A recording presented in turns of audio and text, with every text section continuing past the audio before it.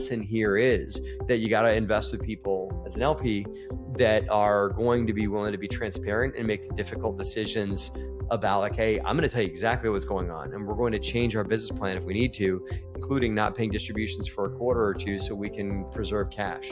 The only way that you prevent that is through transparent communications and giving people data. If I don't give you enough data about what's happening behind my walls as an operator, if I don't tell you enough about what's happening there, you are only left to make assumptions.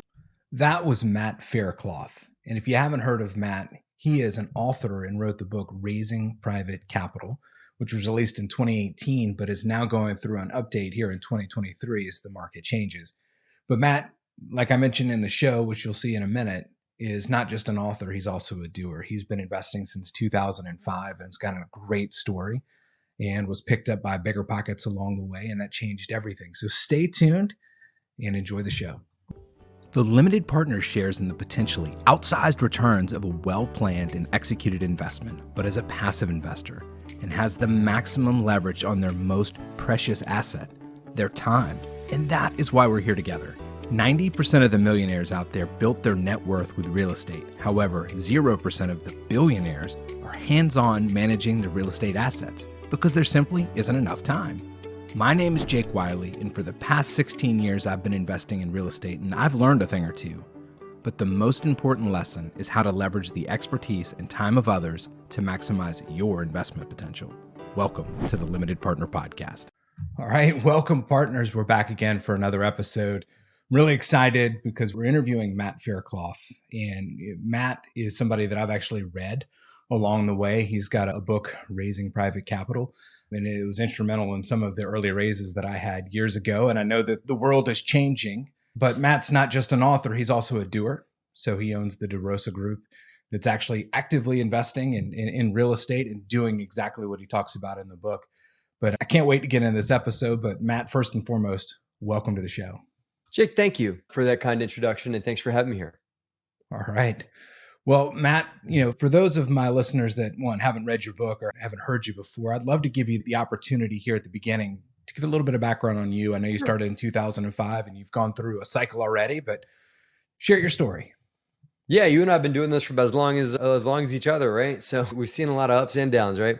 I started the company in 2005. I'm the co-founder of the DeRosa Group along with my wife, Liz.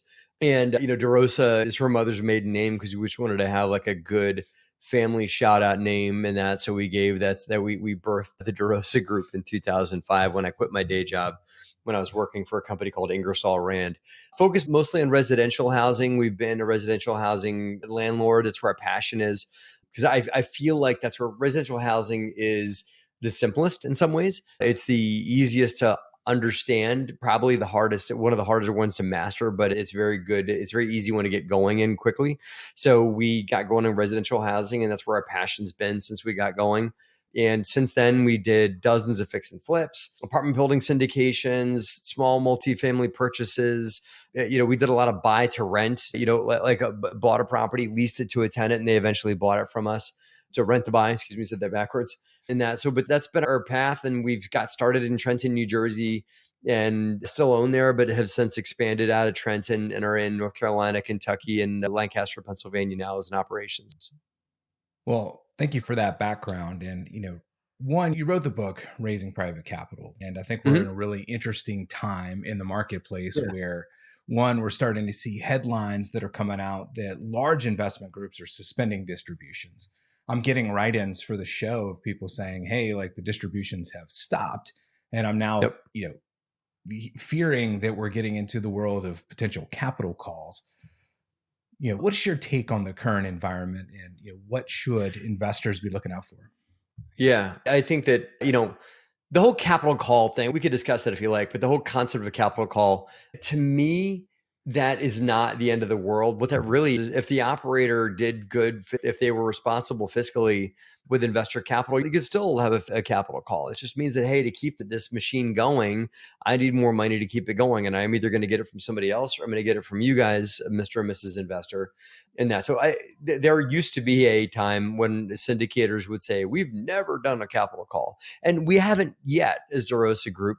And we may not ever have to do that. Everything we have is fairly cash flush right now, but I have operators that I respect that have had to do it because things pivoted. Things changed quickly in the last year. So the capital call shouldn't be looked upon as this boogeyman that we should never say the words capital call, because really what you're doing is keeping the asset that our investors own with you fiscally sound and stable. And it needs another injection to keep it going, as long as they show me a business plan as an LP, it should be a consideration. But and I do, and your comment on distributions, many operators that I respect have stopped distributions on certain funds. We have, I think it's somewhere around a dozen active funds that are, in several multifamily assets right now.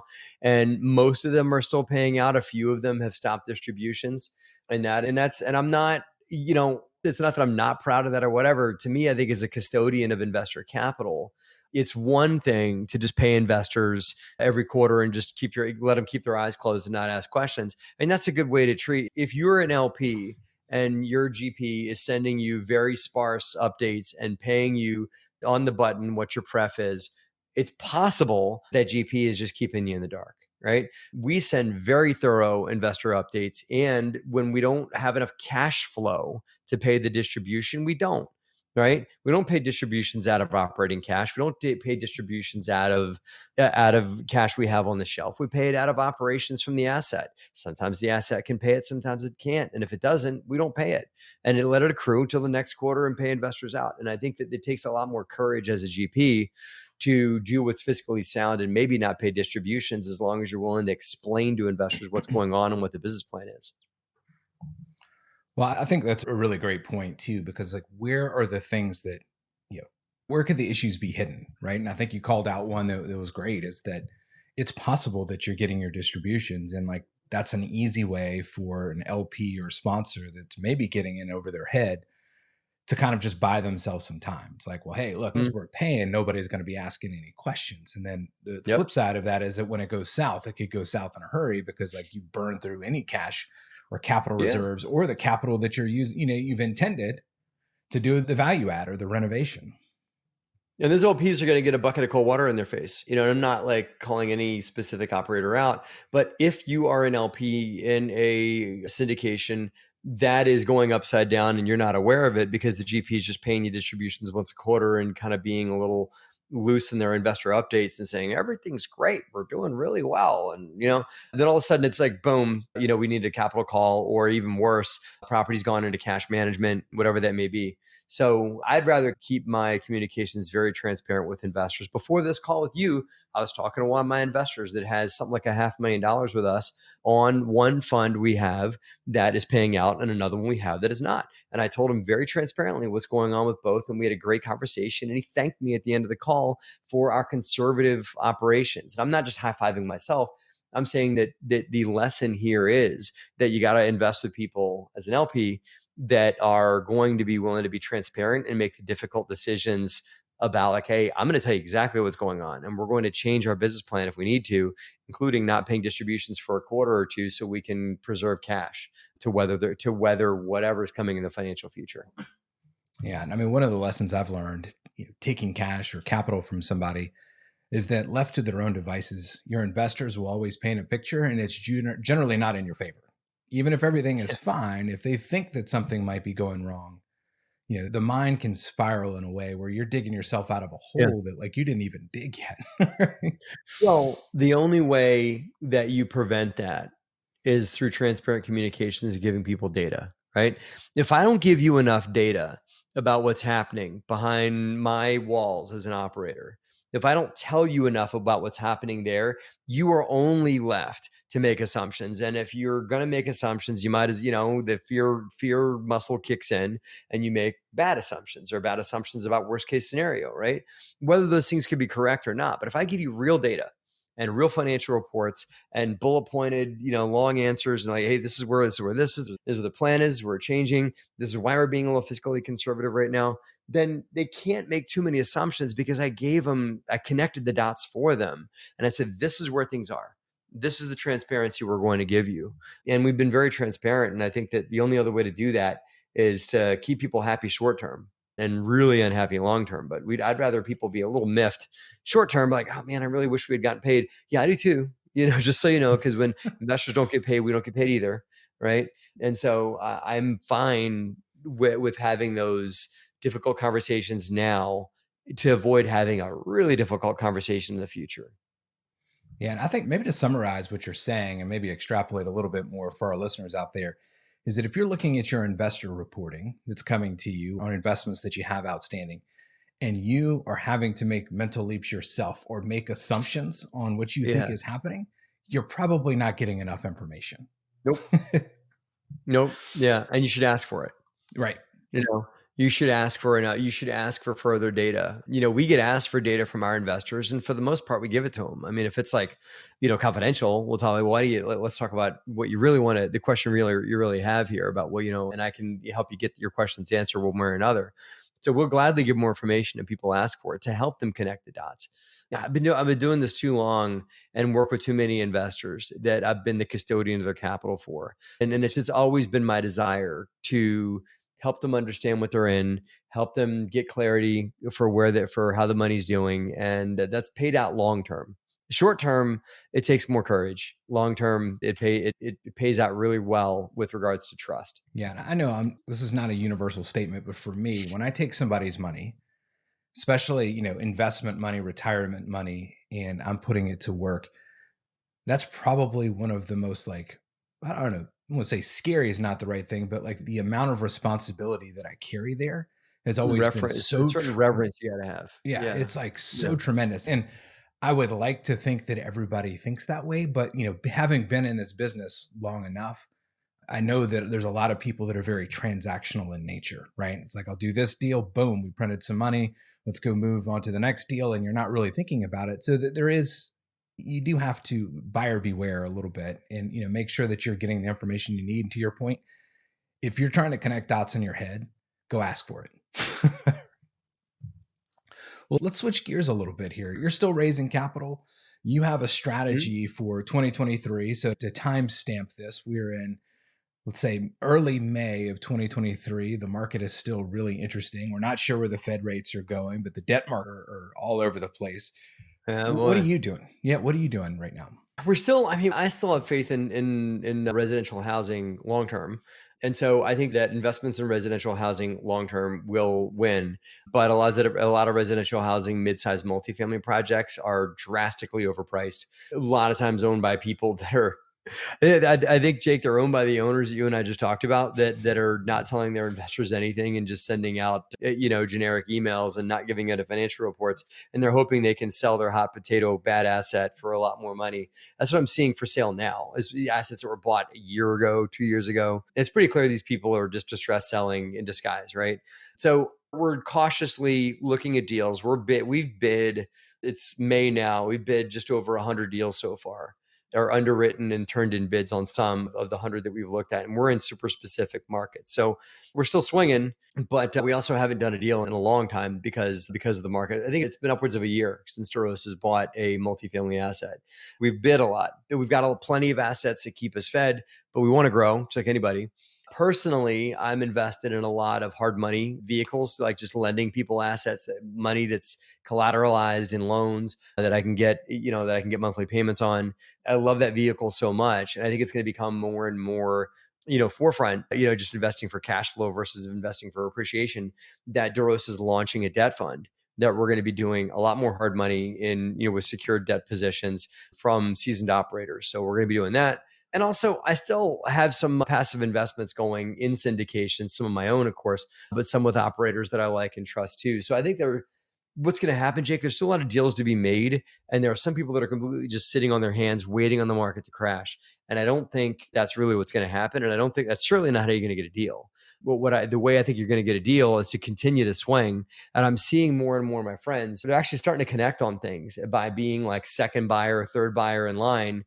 And for the person that got the contract falls out, isn't able to close, the second buyer gets a shot at it. Maybe they can't do it, and then we'll get a call if we're second or third in place in line. So we're continuing to stay active and to stay engaged. And most importantly, above all else, we're putting a lot of our attention into making sure the current assets we have are very solvent, very healthy.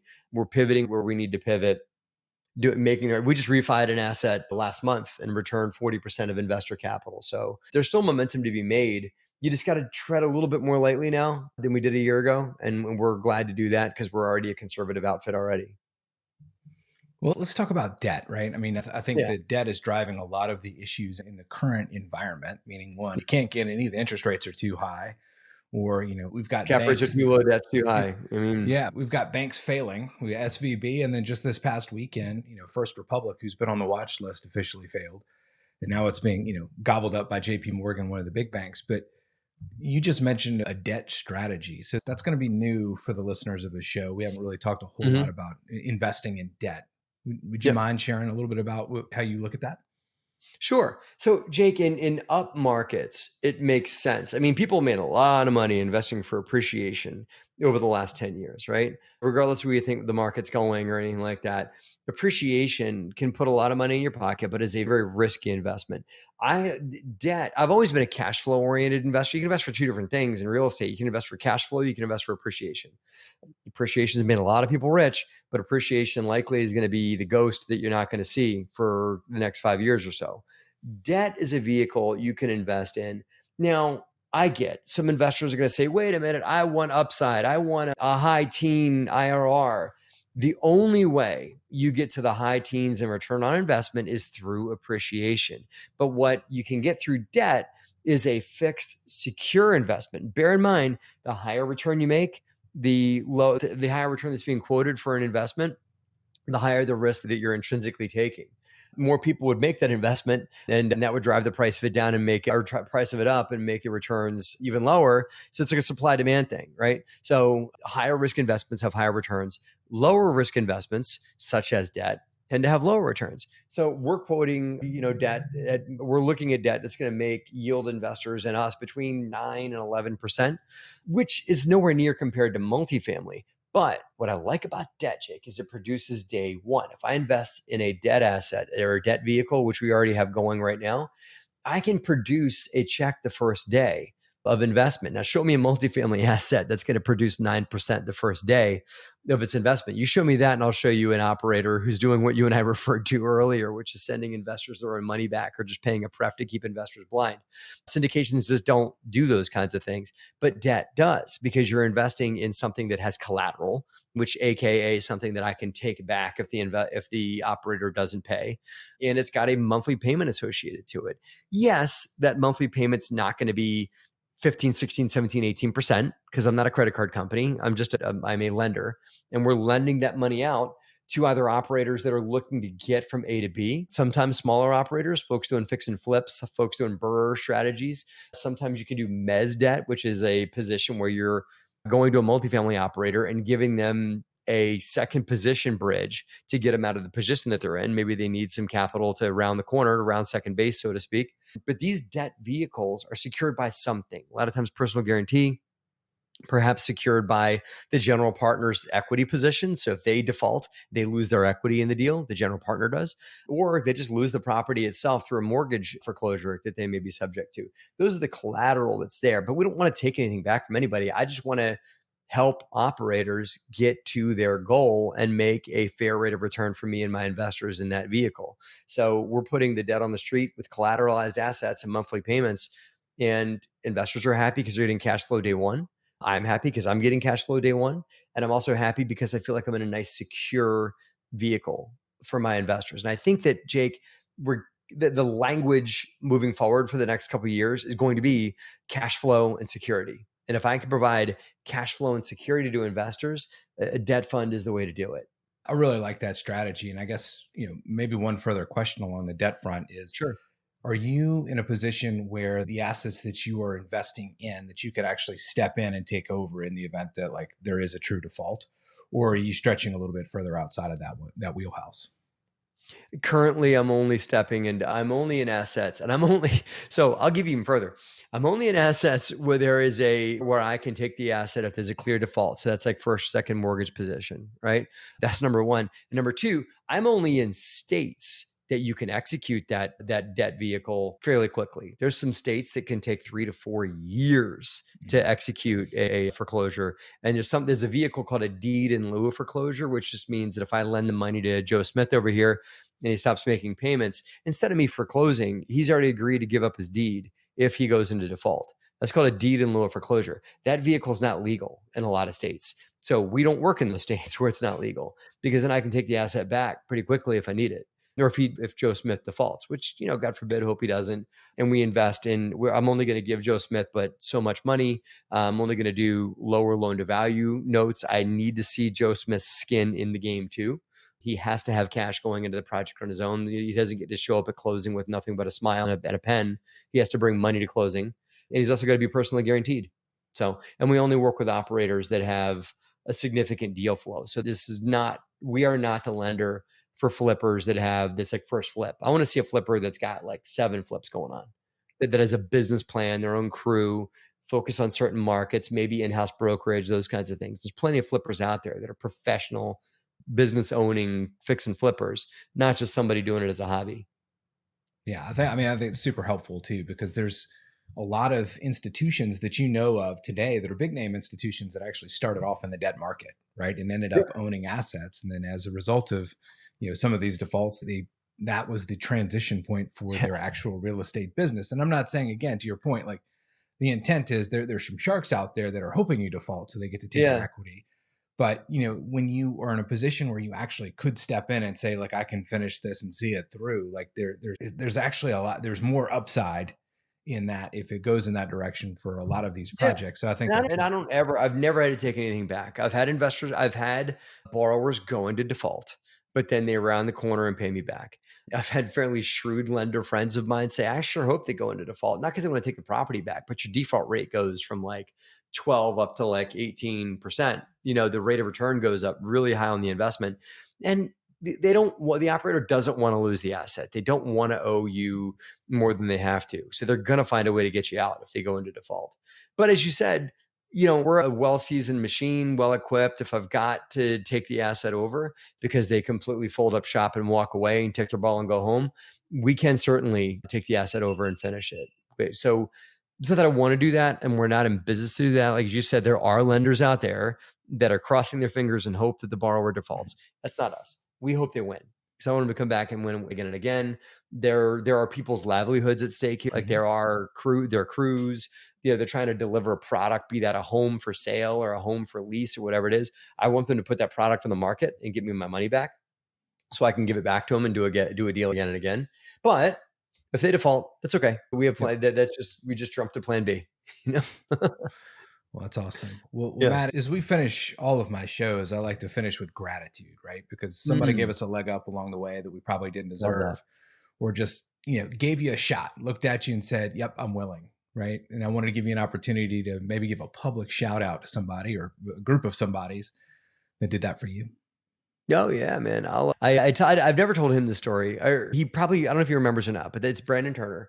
And when Liz and I first wanted to work for Bigger Pockets to write articles for them, and that writing articles turned into going on the podcast when they had a guest cancel on a day's notice. My wife and I they called my wife and I saying, hey, you guys want to go on the podcast? And we said, yes, absolutely.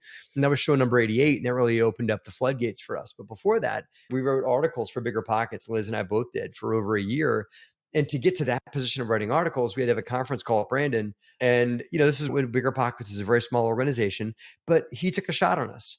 And he believed that we had enough experience and enough stories to tell, and that we would be interesting enough for the Bigger Pockets audience, which they needed more folks to write articles because it was a small organization then, believe it or not. And they took a shot on us. And a funny joke here, Jake, is that the entire phone call that I was on with Brandon, I kept calling the organization Better Pockets. And Brandon, I think, has enough sense of humor and enough forgiveness and grace that he did not never called me out on it. I looked down at my phone. My wife is blowing me up on text messages going, idiot, it's Bigger Pockets, fool, it's Bigger Pockets, So I finally got it right in that, but I'm really grateful for the shot that he gave Liz and I, and we never looked back since. Man, I love that story. And, Brandon, I hope at some point you listen to this and you get to hear that. And, it really is. There, all of us have gotten to where we are because somebody gave us a shot, right? And then we Yeah. stepped up and took advantage of it and made them proud. So, Matt, thank you so much for being on the show. I think, especially in this time and all the work that you've done in raising capital, like the message is going to be tremendously valuable. Thank you. It's great to be here. I hope you've enjoyed today's episode, and I'd actually love for you to contribute to a future episode.